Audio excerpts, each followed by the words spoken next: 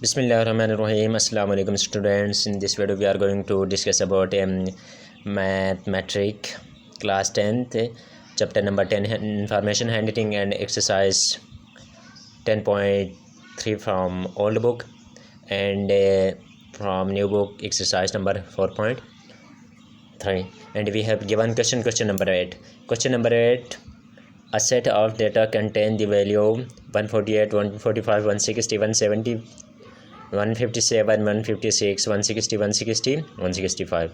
Show that the mod greater than median greater than mean. तो student we have a question given कि हमारे पास एक data set है, contain करता है किस पे, तो क्वेश्चन नंबर 8 है। क्वेश्चन नंबर 8 तो स्टूडेंट इसमें देखेंगे तो हमारे पास एक डेटा सेट है।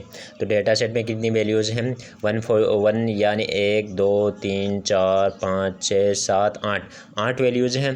तो सबसे पहले हम क्या करेंगे, तो स्टूडेंट किसी भी डेटा हमारे पास गिवन हो तो हम इसको, क्योंकि इसमें मीडियन की बात है मीडियन की बात है तो हम क्या करेंगे, सबसे पहले इसको अरेंज करेंगे कि डेटा हमारे पास जितने भी यहाँ पे टर्म्स होंगी उनको हम अरेंज करेंगे।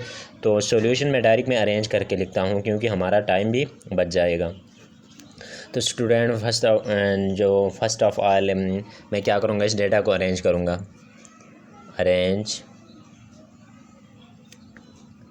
Data in ascending order. तो स्टूडेंट यहाँ पे जितनी भी वैल्यूज़ हैं इसको असेंडिंग ऑर्डर के हिसाब से अगर हम अरेंज करेंगे तो सबसे छोटी वैल्यू पहले मेरे पास आएगी 145, उसके बाद 148,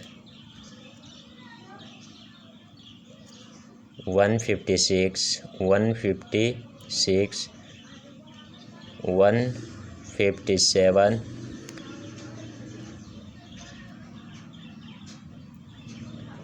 160,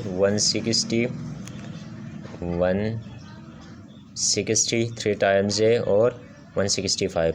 तो स्टूडेंट ये डेटा मेरे पास जो गिवन था उसको मैंने क्या किया, अरेंज किया इन डिसेंडिंग यानी असेंडिंग ऑर्डर के हिसाब से अरेंज किया। उसके बाद we have to show that कि हमने शो क्या करना है, यहाँ पे देखो, show that the mode greater median greater than mean, यानी मॉड ग्रेटर होना चाहिए किससे, मीडियन से। मीडियन किससे ग्रेटर होना चाहिए, मीन से ग्रेटर होना चाहिए।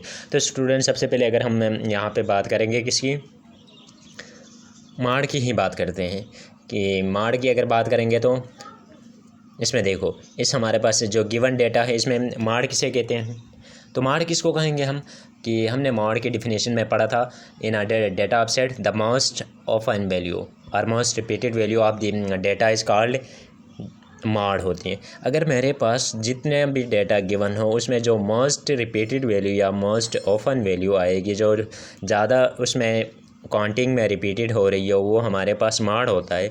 तो इसका मतलब ये है कि यहाँ पे हम देखेंगे कि कौन सी वैल्यू ज़्यादा रिपीटेड है। तो इसमें 160 कम्स 3 टाइम्स, तो यहाँ पे 160 3 दफ़ा आ रहा। तो इसका मतलब ये है कि मॉड हम किसको कंसीडर करेंगे, mode is equal to 160। Student ये कंफर्म हो गया कि मॉड हमारे पास किसके इक्वल आ रहा है, मॉड की वैल्यू 160 आ गई, क्योंकि हमने शो करना है mod greater than median greater than mean. तो स्टूडेंट मॉड तो हमारे पास हो गया। और ये दूसरी बात कि ये हमारे पास ये जो डेटा गिवन है किसमें, अनग्रुप डेटा है। अनग्रुप डेटा में हम मॉड इसी तरह निकालते हैं। अगर ये अच्छा, तो इसके लिए इसमें अप्लाई करेंगे हम अभी median. Now we have to solve the median. तो मीडियन किसे कहते हैं, तो स्टूडेंट मीडियन के लिए, जो अनग्रुप डेटा के लिए मीडियन का फार्मूला क्या था, तो मीडियन में सबसे पहले देखेंगे यहाँ पे वैल्यूज़ कितनी है, 1 2 3 4 5 6 7 8।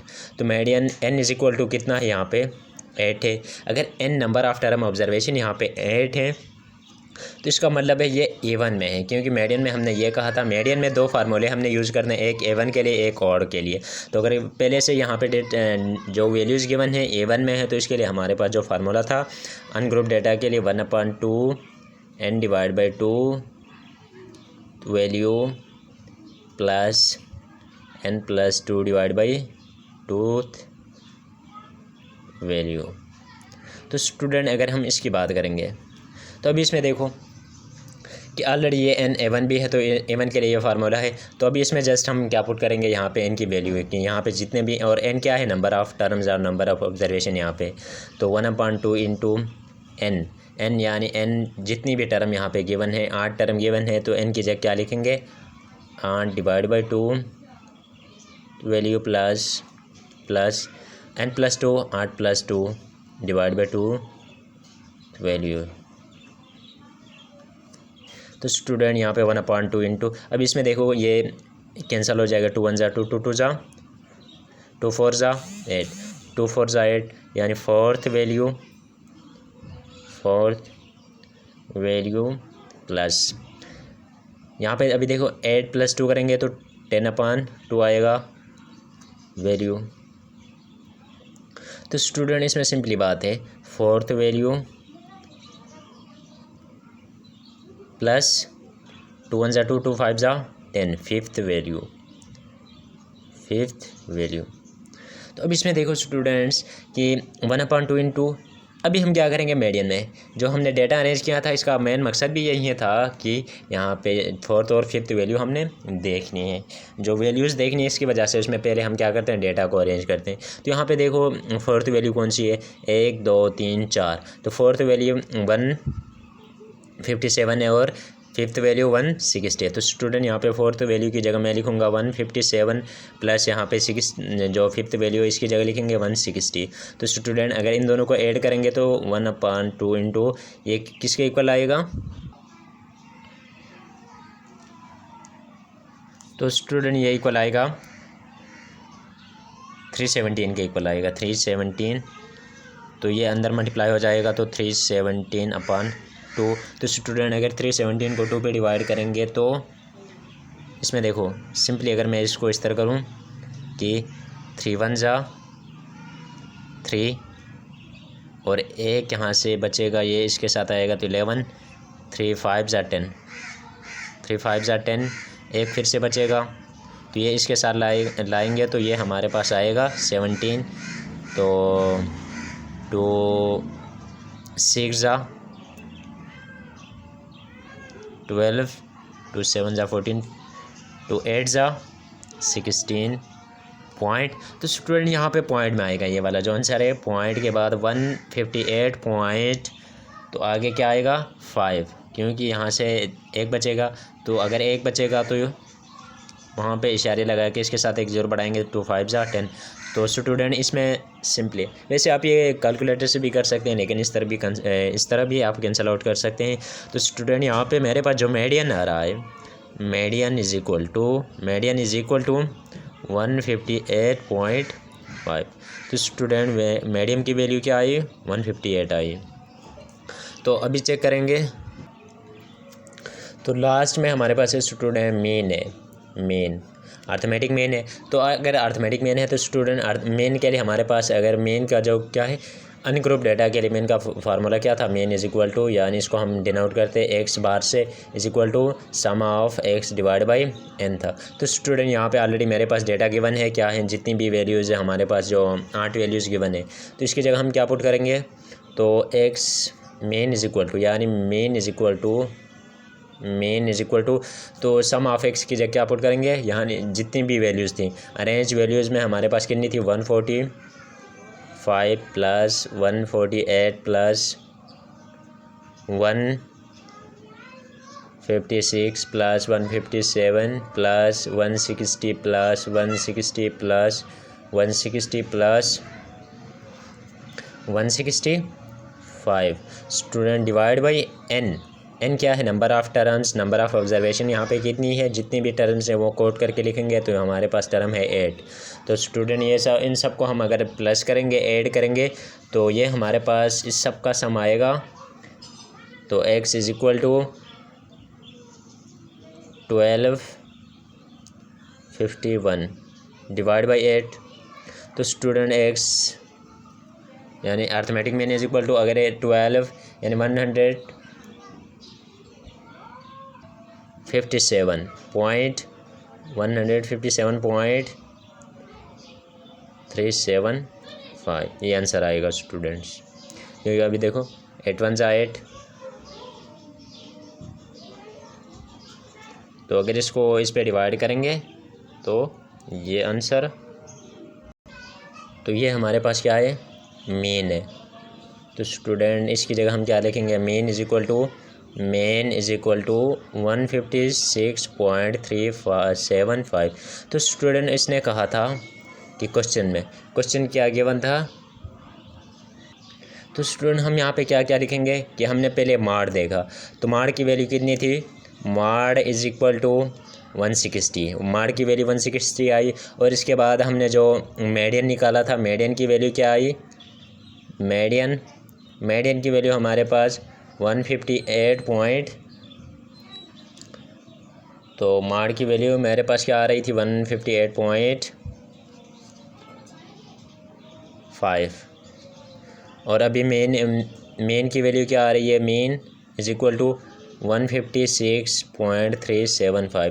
तो स्टूडेंट क्वेश्चन में उसने गिवन, तो यहाँ पे स्टूडेंट्स क्वेश्चन में कहा था set of data that contain the values of this show that mode greater median greater than mean. तो स्टूडेंट हमने शो ये करना था कि माड ग्रेटर है किससे, मीडियन से, मीडियन ग्रेटर होना चाहिए मेन से। तो स्टूडेंट इसमें देखो सबसे बड़ी वैल्यू, तो इसमें हम ये कह सकते हैं mod greater than median greater then main, क्योंकि स्टूडेंट इसमें देखो माड की वैल्यू कितनी है 160, तो 160 क्या होगा, 160 ग्रेटर होगा किससे, 158.5 से। तो 158.5 ग्रेटर होगा किससे, 156.375 से। तो स्टूडेंट हमने यही शो करना था। तो स्टूडेंट इसी का क्वेश्चन नंबर 9 है। क्वेश्चन नंबर 9 है, मैं कॉपी में सॉल्व नहीं करूँगा, ये थोड़ा क्रिटिकल है, थोड़ा लेंथी भी है, थोड़ा क्रिटिकल है, समझने की बात है इसमें ज़्यादा, उसमें बाकी इसमें कंसेप्ट क्लियर करेंगे। और ये इतना लेंथी क्वेश्चन है तो एग्ज़ाम पॉइंट से ये इम्पोर्टेंट नहीं होगा कि, क्योंकि इसकी जो हेडिंग है जाने जिसका जो स्टेटमेंट है काफ़ी लेंथी है। तो स्टूडेंट लेकिन कम्प्लीटली समझेंगे, समझने की कोशिश करेंगे, इसका जो भी कंसेप्ट है, जो भी इसके अंदर जो भी पॉइंट्स है उसको कम्प्लीटली समझने की कोशिश करेंगे। तो स्टूडेंट क्वेश्चन नंबर 9 में कह रहा है frequency distribution for number of deaths due to various disease during January in Hyderabad is given below. तो स्टूडेंट यहाँ पे कुछ फ्रीक्वेंसी डिस्ट्रीब्यूशन यानी नंबर ऑफ डेथ को हमने फ्रीक्वेंसी डिस्ट्रीब्यूशन से शो किया, और ड्यू टू वेरियस डिसीज कि इन बीमारियों की वजह से ड्यूरिंग जनवरी के महीने में इन हैदराबाद, यानी इन हैदराबाद में जनवरी के महीने में कुछ डिसीज़ की वजह से, कुछ बीमारियों की वजह से लोग मर गए थे। और लोग जो जितने भी लोग मरे थे ये फ्रीक्वेंसी में यहाँ पे इनके डेथ शो है, और ऊपर जिस बीमारी की वजह से यहाँ पे जो मरे थे वो उसकी बीमारी शो है। तो कॉज ऑफ डेथ तो स्टूडेंट और फ्रीक्वेंसी है। तो स्टूडेंट इसमें टीबी की वजह से, यानी टीबी की वजह से 3 आदमी मर गए थे, और डायबिटिक्स की वजह से 2 आदमी, मलेरिया की वजह से 2, और कोलेरा की वजह से 1, कैंसर की वजह से 3, हार्ट की वजह से 5, और बीपी की वजह से 1 बंदा मर गया था। तो स्टूडेंट यहाँ तक तो ये उसने कहा, लेकिन आगे इसमें कह रहा है find the model class of death. तो स्टूडेंट हमने अभी ये पता होना चाहिए हमने अभी फाइंड क्या करना है। तो इसमें कह रहा है model class of death, cause of death. तो इसमें कह रहा है कि मॉडल कॉज ऑफ डेथ, यानी अगर मॉडल कॉज की बात करेंगे तो स्टूडेंट हमारे पास मॉडल कॉज में वही फ्रिक्वेंसी आएगी यहाँ पे जिसमें सबसे ज़्यादा फ्रिक्वेंसी हो, यानी जिसमें ज़्यादा डेथ्स गिवन हो, यानी जितने ज़्यादा जिस बीमारी की वजह से बंदे मर गए वो हमारे पास मॉडल क्लास में आएगा, क्योंकि इसकी फ्रिक्वेंसी सबसे ज़्यादा होगी। तो जो मॉडल क्लास हम चूज़ करते हैं वो फ्रिक्वेंसी के हिसाब से करते हैं। तो इसके लिए find the model class of the death. अगर मॉडल क्लास ऑफ डेथ की बात करेंगे तो यहाँ पे टीबी की वजह से 3 बंदे मरे हैं, डायबिटिक्स की वजह से 2 बंदे मरे हैं, मलेरिया की वजह से 2, कोलेरा की वजह से 1, कैंसर की वजह से 3, हार्ट की वजह से 5 मरे हैं। तो student we can say that the modal cause of death is the heart disease, कि इसमें हम ये कह सकते हैं कि जो मॉडल क्लास ऑफ डेथ है, कॉज ऑफ डेथ कॉज से वो हमारे पास है हार्ट डिजीज़ है, क्योंकि इसकी फ्रिक्वेंसी है 5 है। So the frequency is maximum from all the frequencies and deaths of the other cause और डिसीज़। तो स्टूडेंट हम सिंपली ये कहेंगे कि सबसे यहाँ पे जो मॉडल क्लास है हमारे पास हार्ट डिसीज़ है, क्योंकि इसमें सबसे ज़्यादा बंदे मरे हैं, हार्ट की वजह से मरे हैं, तो इसलिए मॉडल क्लास आएगा। आल्सो कह रहा है कि also can you find the arithmetic mean and median तो फर्दर हमसे पूछ रहा है कि कैन यू फाइंड, हाँ आप ये भी फाइंड कर सकते हैं, इसका अर्थमेटिक मीन और मीडियन निकाल सकते हैं। Never we find the arithmetic mean and median because we have no any given boundaries or any points. तो स्टूडेंट हमारे लिए ये कंसेप्ट एक इस पॉइंट से हमें ये कंसेप्ट क्लियर होना चाहिए कि सिर्फ हमारे पास यहाँ पे फ्रीक्वेंसीज गिवन है, सिर्फ फ्रीक्वेंसीज से हम अर्थमेटिक मीन और मीडियम नहीं निकाल सकते हैं। इसके लिए अभी देखो, क्योंकि ये ग्रुप्ड डेटा की शेप में है, तो अगर ग्रुप्ड डेटा की शेप में है तो उसके लिए हमारे पास यहाँ पे क्या होनी चाहिए, फ्रीक्वेंसी के साथ जो हमारे पास बाउंड्रीज होती थी, क्लास बाउंड्रीज, वो भी we have must to include class boundaries also with their frequencies।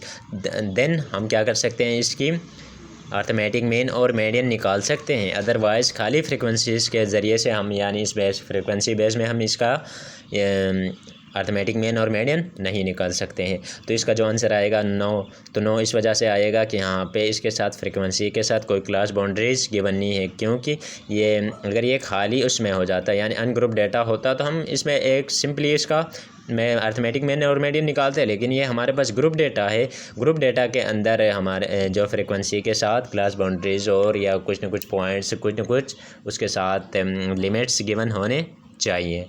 तो स्टूडेंट ये है क्वेश्चन नंबर 8 और 9। ये थोड़ा क्रिटिकल है, लेंथी है, लेकिन इसमें समझने की बात है, बाकी इसमें कोई इतना ख़ास कोई